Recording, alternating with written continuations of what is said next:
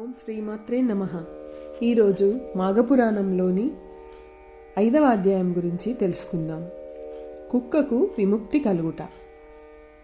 దిలీప మహారాజా, సుమిత్రుని కథ ఈశ్వరుడు పార్వతీదేవికి చెప్పిన రీతిగా విన్నావు కదా. ఇంకొక కథను పార్వతికి ఈశ్వరుడు ఈ విధంగా చెప్పెను. అదెట్లనగా, మాఘమాసంలో నదీ స్నానములు చేయువారు గొప్ప ధనశాలులుగా ఉందురు. వర్తమాన కాలము యందు ఎన్ని కష్టములు అనుభవించుచున్నప్పటికీ మాఘమాసము మొదలైన తర్వాత వారి కష్టములు క్రమేపీ సమసిపోవును. మాఘశుద్ధ దశమి నాడు నిర్మలమైన మనస్సుతో ఆ శ్రీమన్నారాయణుని పూజించిన ఎడల శ్రీహరి కటాక్షమునకు పాత్రులగుదురు. అందులో అనుమాత్రమైనను సంశయం లేదు అని పార్వతీదేవితో శంకరుడు వివరించుచుండగా, పార్వతి, నాదా, శ్రీలక్ష్మీనారాయణుల వ్రతం చేసిన ఎడల మనోవాంఛ ఫలసిద్ధి కలుగునని చెప్పియుంటిరి గదా. ఆ వ్రతము, ఆ విధానము ఎట్టిదో, ఎటులా ఆచరించవలెనో తెలియపరచుడని కోరినది. అంతా ఆ మహేశ్వరుడు పార్వతితో ఇట్లు చెప్పసాగాను. మాఘశుద్ధ దశమి నాడు ప్రాతకాలమున కాలకృత్యములు తీర్చుకొని స్నానము చేసి నది ఒడ్డున గాని లేదా ఇంటి వద్ద గాని మంటపము ఉంచి ఆ మంటపమును ఆవు పేడతో అలికి పంచరంగులతో ముగ్గులు పెట్టి మంటపము మధ్య 8 రేకుల పద్మము వేయవలను. అన్ని రకాల పుష్పములు, ఫలములు తీసుకువచ్చి ఆ లక్ష్మీనారాయణులను మంటపపు మధ్యలో ఉంచి ఆ విగ్రహాలకు గంధము, కర్పూరము, అగరు మొదలగు ద్రవ్యములు పూసి పూజించవలను. రాగి చెంబులో నీళ్లు పోసి మామిడి చిగుళ్లను అందులో ఉంచి దానిపై కొబ్బరికాయ పెట్టి కొత్త వస్త్రమును ఒకదానిని కప్పి లక్ష్మీనారాయణుల ప్రతిమను ప్రతిష్ఠించి పూజించవలెను. ఆ మండపము మధ్యలో సాలగ్రామమును ఉంచి ఒక సద్బ్రాహ్మణుని ఆహ్వానించి పూజించి వారి చేత ధూపదీప చందనాగరు పరిమళ వస్తువులను ఉంచి నైవేద్యము పెట్టవలెను. తర్వాత ఆ రాగి పాత్రలో నీరు పోసి అర్ఘ్యప్రదానము చేయవలను. అటుల తర్వాత సూర్యనారాయణ స్వరూపుడగు శ్రీరామచంద్ర ప్రభువును మదిలో ధ్యానించవలను. మాఘస్నానమును చేయువారు వారి తల్లిదండ్రులు, బంధుమిత్రుల సమక్షంలో మాఘమాస వ్రతము చేయవలేను. ఒక సద్బ్రాహ్మణునకు బియ్యము, బెల్లము, ఉప్పు, పప్పు, కాయగూరలు, పండ్లు మొదలగునవి ఏకపాత్ర యందు ఉంచి గాని కొత్త గుడ్డలో మూట కట్టి గాని దానమియ్యవలేను. మాఘపురాణమును స్వయంగా పఠించినప్పుడు గాని లేక వినినప్పుడు గాని చేతిలో అక్షింతలు ఉంచుకొని చివర్లో శ్రీమన్నారాయణుని ధ్యానించుకొని కొన్ని అక్షింతలు భగవంతునిపై ఉంచి మరికొన్ని అక్షింతలు తమ తలపై వేసుకొనవలేను. కావున ఓ శాంభవి, మాఘస్నానము చేసి మాఘశుద్ధ దశమి నాడు లక్ష్మీనారాయణులను నిష్ఠతో పూజించిన ఎడల ఎటువంటి మహాపాపములైనను నశించిపోవును. ఇందులకు ఒక ఉదాహరణ కూడా తెలియజేసేదను వినుము. సావధానురాలవై ఉండుము. గౌతమ మహర్షి ఒకనాడు తన శిష్యులతో కూడి తీర్థయాత్రలు చేయుటకై ఉత్తర దిశకు బయలుదేరినాడు. వారు అనేక పుణ్యనదులలో స్నానములు చేయుచు ప్రసిద్ధ క్షేత్రములని దర్శించుటూ మార్గమందున్న మునిపుంగములతో ఇష్టాగోష్ఠులు జరుపుకున్నారు. ఇప్పటికీ మాఘమాస ప్రవేశించుట వలన ఓ శాంభవి, మాఘస్నానము చేసి మాఘశుద్ధ దశమి నాడు లక్ష్మీనారాయణులను నిష్ఠతో పూజించిన ఎడల ఎటువంటి మహాపాపములైనను నశించిపోవును. ఇందులకు ఒక ఉదాహరణ కూడా తెలియజేసేదను. సావధానురాలవై వినుము. గౌతమ మహర్షి ఒకనాడు తన శిష్యులతో కూడి తీర్థయాత్రలు చేయుటకై ఉత్తర దిశకు బయలుదేరాడు.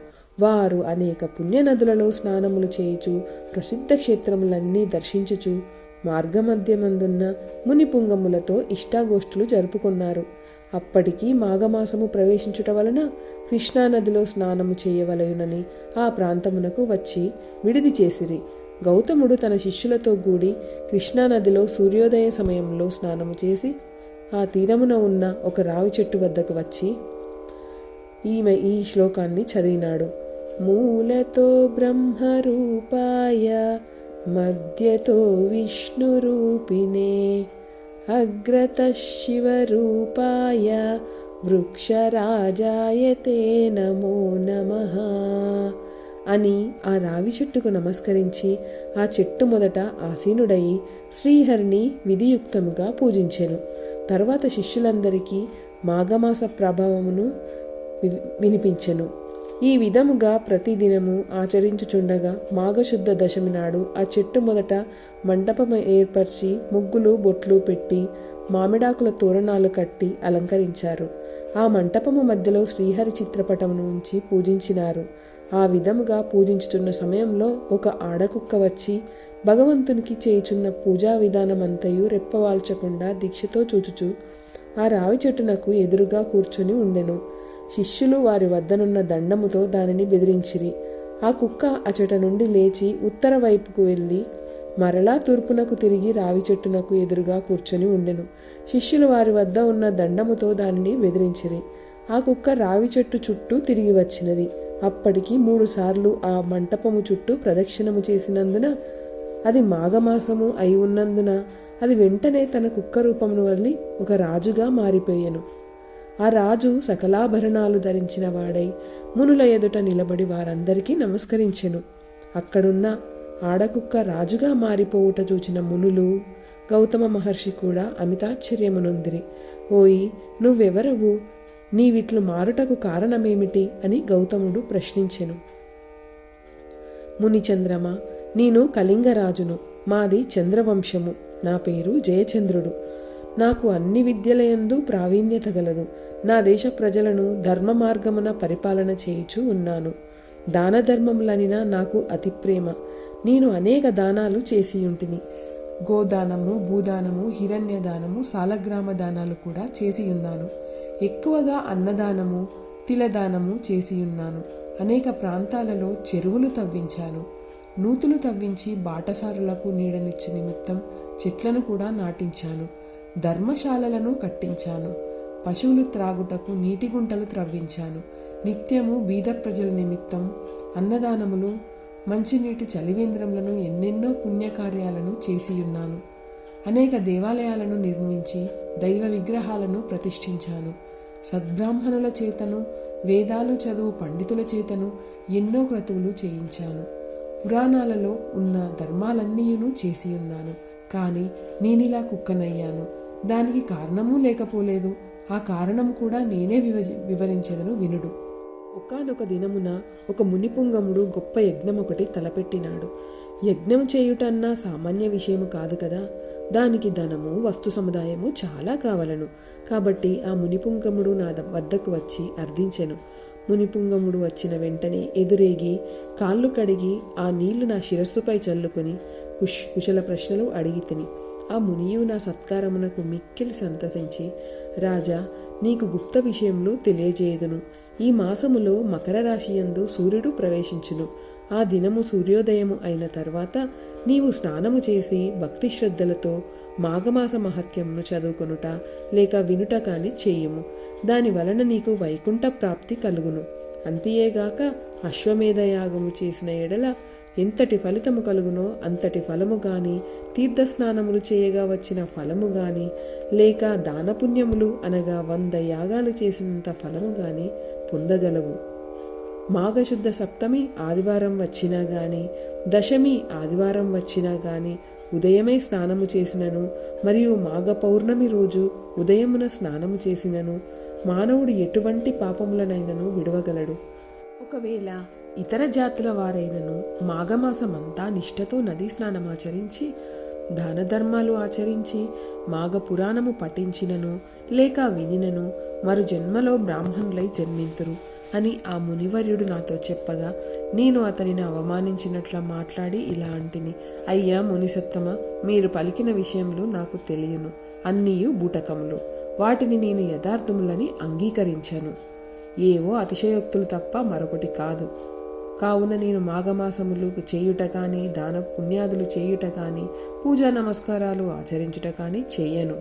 చలి దినములలో చన్నీళ్ల స్నానము చేయుట ఎంత కష్టము. ఇక నాకు ఈ నీతి బోధలు చెప్పకండి. నాకున్న ఫలములు చాలునని ఆ మునితో అంటిని. నా మాటలకు ఆ మునికి కోపం వచ్చినది. ముఖం చిట్లించుకొని, సరే, నేను చెప్పవలసినది చెప్పి తిని, అది నా ధర్మము అని యజ్ఞమునకు కావలసిన ధనమును తీసుకోనకుండానే వెళ్ళిపోయాడు. అంతటా నేను ఆ మునిని చేతిలో పట్టి బ్రతిమిలాడగా ఎట్టకేలకు అంగీకరించి ధనమును తీసుకొని పోయాను. ఆ విధముగా నేను కొంతకాలము రాజ్యమేలి ప్రాణములను విడిచితిని. తర్వాత నాకు వరుసగా 7 జన్మలు కుక్క జన్మయే వచ్చినది. నా పాపఫలమేమో గాని కుక్కగా 7 జన్మలు బాధపడుతుని. ఇప్పుడు మీరు చెయ్యి పూజాస్థలము చుట్టూ 3 పర్యాయములు ప్రదక్షిణము చేసి తిని. కావున నా పూర్వజన్మ స్మృతి నాకు కలిగినది. దైవయోగమును ఎవ్వరూ తప్పించలేరు కదా.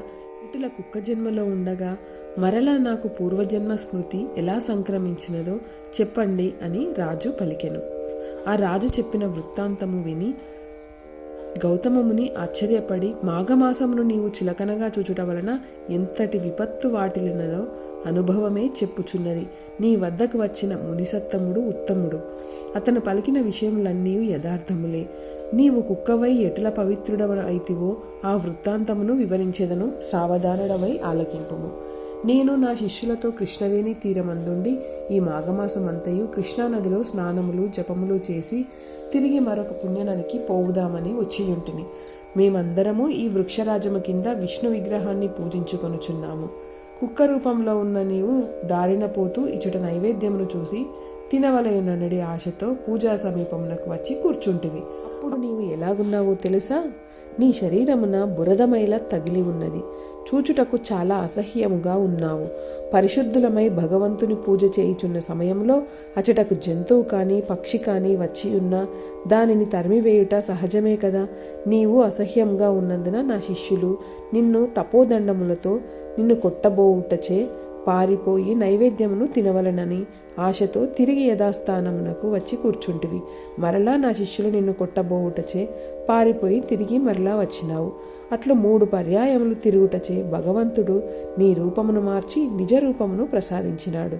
అనగా భగవంతుని మంటపము చుట్టూ తిరుగుట వలన మాఘమాస ఫలము కలిగిని పునర్జన్మ వచ్చిందన్నమాట. ఇక మాఘమాసమంతయు నదిలో స్నానం చేసి భగవంతుణ్ణి ధ్యానించి పురాణ పఠనము చేసినచో ఎంతటి ఫలము వచ్చినో ఊహించుకొను అని చెప్పగా రాజు వినుచుండగా అంతలోనే ఆ రావి చెట్టుకున్న ఒక తొర్ర నుండి ఒక మండూకము బయటికి వచ్చినది. గౌతమ ఋషి పాదములపై పడి బెకబెకమని అరిచి అటు ఇటు గెంతుచుండెను.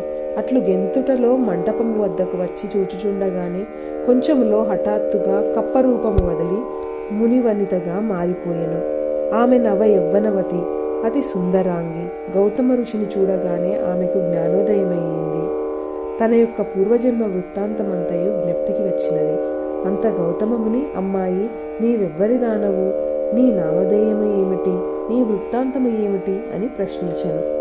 ఆమె తన పూర్వజన్మ వృత్తాంతము తెలియజేయుటకై ఇట్లు చెప్పదొడంగెను. ఇంతటితో మాఘమాసము 5వ రోజు అధ్యాయము సమాప్తము. లోకా సమస్త సుఖినో భవంతు.